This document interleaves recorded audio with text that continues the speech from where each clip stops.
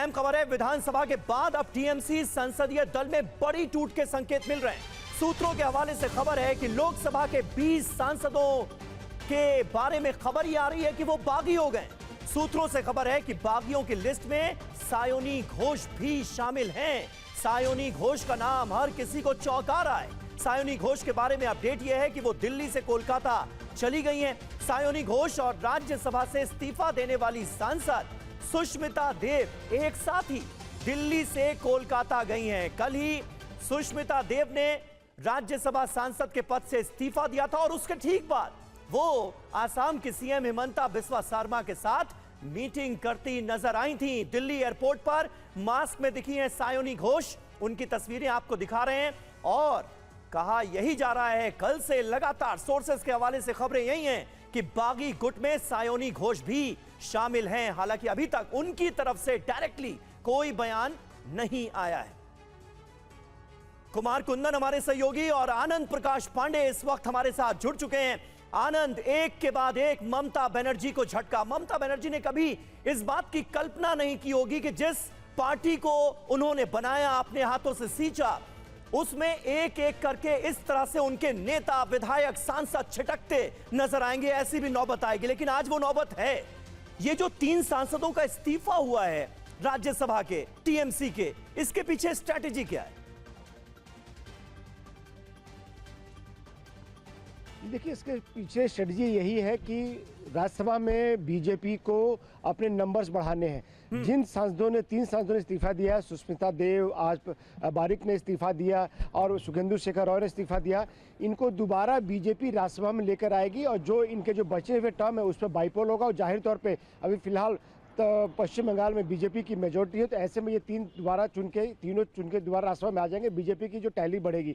और दूसरी तरफ लोकसभा में कोशिश ये है कि एक अलग टीएमसी या गुट बने, जिसको लेकर जो जरूरी नंबर्स 2/3 होने चाहिए पार्लियामेंट्री पार्टी के, जरूरी नंबर्स इनके पास इकट्ठे हो चुके हैं। और जो इन्होंने लेटर तैयार किया स्पीकर को देने के लिए, उसमें इन्होंने संविधान के 10th शेड्यूल के पैरा 4(2) का हवाला दिया है, जिसमें यह ऑप्शन है कि अगर कोई पार्लियामेंट्री पार्टी जो है उसके 2 आनंद, ये जो लिस्ट आप बता रहे हैं 20 सांसदों की लिस्ट, इसमें सायोनी घोष का नाम भी है क्या? पता चल पाया है?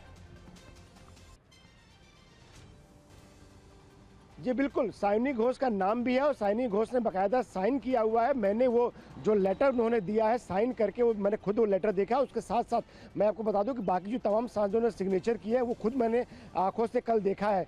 सायोनी घोष ने भी सायोनी घोष के लेटर में भी सेम कंटेंट है। उन्होंने भी अपने लेटर में 10th शेड्यूल के पैरा 4 का हवाला दिया है और उसमें उन्होंने कहा है कि उनको भी जो बाकी, यानी कि जो बाकी सभी लेटर्स एक साथ सबमिट किए जाएंगे, उनके साथ ही उनको भी ट्रीट किया जाए, यानी कि उनको भी एक अलग गुट का हिस्सा बनाया जाए। तो सायोनी घोष भी दे चुकी हैं, अपना साइन कर चुकी हैं स्पीकर को जो लेटर देना है। उसके साथ साथ 20 सांसद जो है वो सिग्नेचर कर चुके हैं। तो ऐसे में जो जरूरी नंबर्स होते हैं एंटी डिफेक्शन लॉ से बचने के लिए, वो टीएमसी के बागी गुट के पास ऑलरेडी आ चुका है। और ऐसे में जो 10th शेड्यूल ये कहता है कि अगर कोई पार्टी में मर्जर करना चाहता है तो पार्लियामेंट्री पार्टी के 2/3 होने चाहिए, या फिर अलग गुट बनाना है तो 2/3 होने चाहिए। वो अलग बात है कि आप कोर्ट में जाएंगे तो फिर उसमें एक दूसरी परिभाषा आती है कि ओरिजिनल पार्टी और पार्लियामेंट्री पार्टी। वो जाहिर तौर पर ये मामला कोर्ट में जाएगा, लेकिन जो फिलहाल मामला जो है स्पीकर के पास पहुंचेगा, संभवतः आज जो है स्पीकर से मुलाकात हो सकती है बागी गुट की, काकोली घोष की, और 1-2 उनके सांसद साथ में जाएंगे और ये जो लेटर है उनको दिया जाएगा। फिर बॉल जो है वो स्पीकर के कोर्ट में और आगे क्या होगा वो देखने वाली बात है। हालांकि आज मुलाकात हो सकती है, ये जरूर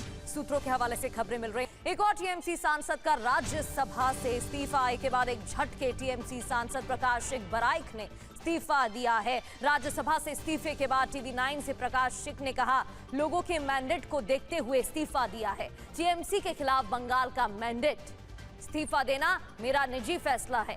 टीएमसी से कोई निजी दुश्मनी नहीं है, गरीब मजदूरों के लिए लड़ता रहूंगा। पहले सुखेंदु शेखर, फिर सुष्मिता देव और अब प्रकाश सिंह का इस्तीफा। अब राज्यसभा में इसी के साथ टीएमसी के 10 सांसद रह गए हैं, क्योंकि 3 सांसद पहले ही इस्तीफा दे चुके हैं। प्रकाश सिंह का नाम इनमें शामिल है। इस्तीफा देने के बाद प्रकाश सिंह से बात की है हमारे संवाददाता कुमार कुंदन ने, सुनिए। हमारे साथ टीएमसी के राज्यसभा सांसद प्रकाश सिंह मौजूद हैं। सर, एक बात बताएं कि अभी तक आप टीएमसी के राज्यसभा सांसद थे, अभी अभी आपने रिजाइन किया है। उनके आदेशों का ये पालन बंगाल का मैंडेट को देखते हुए मैं अपना पर्सनल डिसीजन दिया। अब डिसीजन लिया, ऑब्वियसली आज मैं अपना पद से रिजाइन दिया। तो मैंडेट तृणमूल कांग्रेस के पक्ष में नहीं था, भारतीय जनता पार्टी के पक्ष में था। अपना अपना रिस्पॉन्सिबिलिटी लेते हुए मैं भी अपना पद से रिजाइन किया। तो अगर टीएमसी के पक्ष में मैंडेट होता तो आप रिजाइन नहीं देते, इसका मतलब? देखिए, ये बात नहीं है, नाराजगी बहुत सारा पब्लिक का वो तो है ही। तो ये मेरा पर्सनल डिसीजन है, मैं कोई अदर टॉपिक में बात करना नहीं चाहता। अब राज्य के माननीय मुख्यमंत्री जो आदेश देंगे उस अनुसार से मैं काम। चाय बागान से आप निकल के आए हैं, वहाँ के लोगों की बात को सुने हैं, यहाँ तक पहुँचाए हैं। आगे भारतीय जनता पार्टी के साथ मिलकर क्या योजना है आपकी? देखिए, मैं खुद एक चाय श्रमिक हूँ, मैं बार बार पार्लियामेंट में भी बोला हूँ। मैं एक पंचायत सदस्य से सांसद बना। ऑब्वियसली मेरा एम्बिशन एक गरीब मजदूर तबका के लोग उनके लिए रहता था। हम एनी टाइम मैं बात करता था। आने वाला दिन भी मैं यही टॉपिक पे रहूँगा। मैं ट्रेड यूनियन से उठा एक लड़का हूँ। ऑब्वियसली मेरा चाय मजदूर एवं गरीब श्रमिक एवं गरीब पब्लिक के लिए जो काम करना है वो काम ही करूँगा। टीएमसी से कोई नाराजगी नहीं, पर्सनल मैं किसी कैमरामैन गजेंद्र के साथ कुमार कुंदन।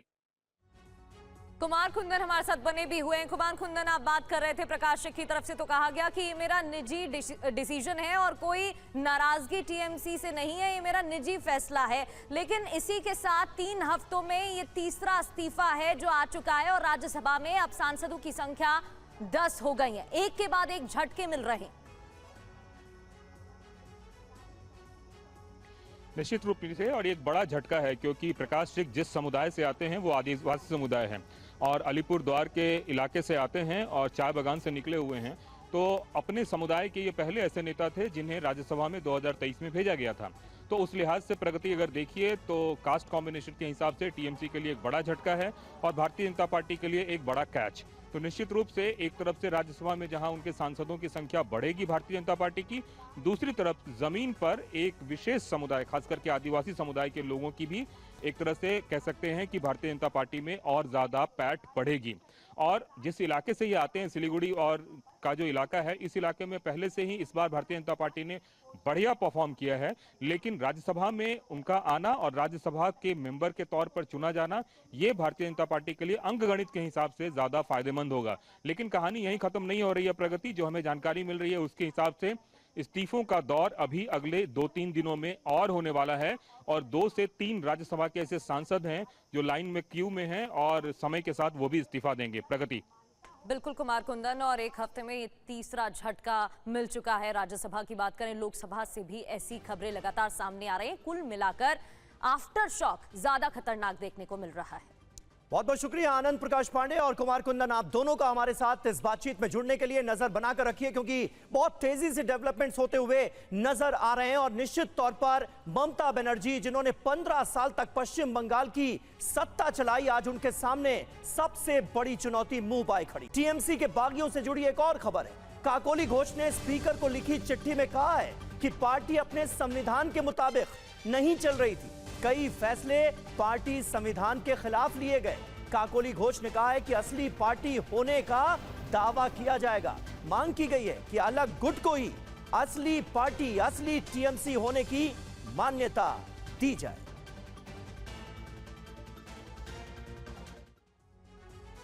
तो देखिए, सवाल तो यही है कि टीएमसी का अब होगा क्या। आपको मौजूदा स्थिति से रूबरू कराते हैं। निश्चित तौर पर बड़ा सवाल यही है कि क्या पार्टी बचा पाएंगी दीदी, टीएमसी का होगा क्या। लोकसभा संसदीय दल में बड़ी टूट के साफ संकेत नजर आ रहे हैं। हमारे सहयोगी आनंद प्रकाश पांडे ने वो 20 सांसदों ने जो चिट्ठी लिखी है, जो हस्ताक्षर किए हैं, वो अपनी आंखों से देखें। लोकसभा में बागी सांसद अलग गुट बना सकते हैं। अब प्रगति लगभग ये खबर बिल्कुल सटीक होती जा रही है, तय मानी जा रही है। बिल्कुल, और लोकसभा की बात करें तो 28 में से 20 सांसदों के बागी होने की खबर है। ऐसा दावा भी किया गया।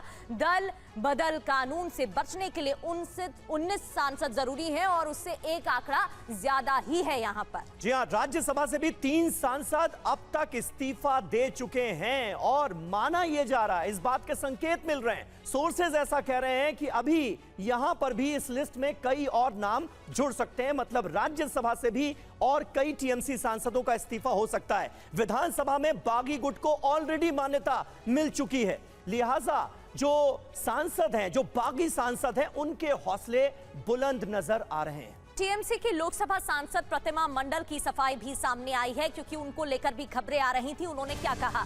मेरे खिलाफ झूठी खबर फैलाई गई है। 4 जून के बाद मैं दिल्ली गई ही नहीं। भूपेंद्र यादव से मुलाकात की खबर गलत है। दरअसल उनकी मुलाकात को लेकर खबर सामने आ रही थी, इसी को लेकर उन्होंने ये सफाई पेश की है और कहा कि मेरे खिलाफ झूठी खबर फैलाई गई। 4 जून के बाद मैं दिल्ली गई ही नहीं।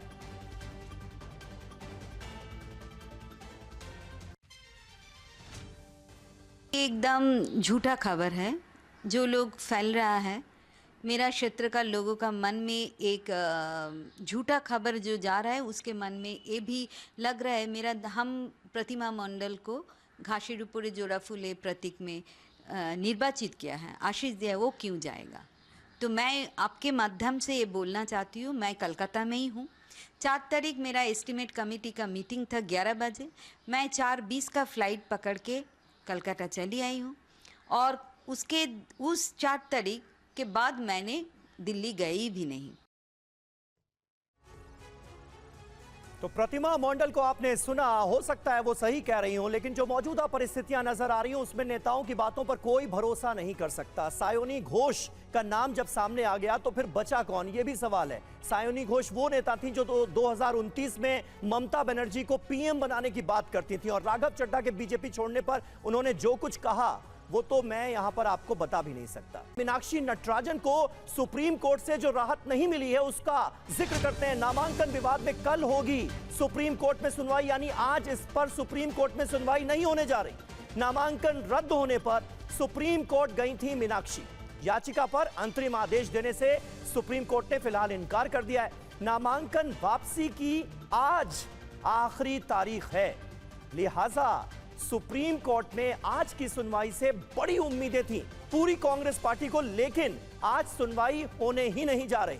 कल इस मामले की सुनवाई होगी और आज नामांकन वापसी की आखिरी तारीख है। पीयूष पांडे हमारे संवाददाता इस वक्त हमारे साथ मौजूद हैं।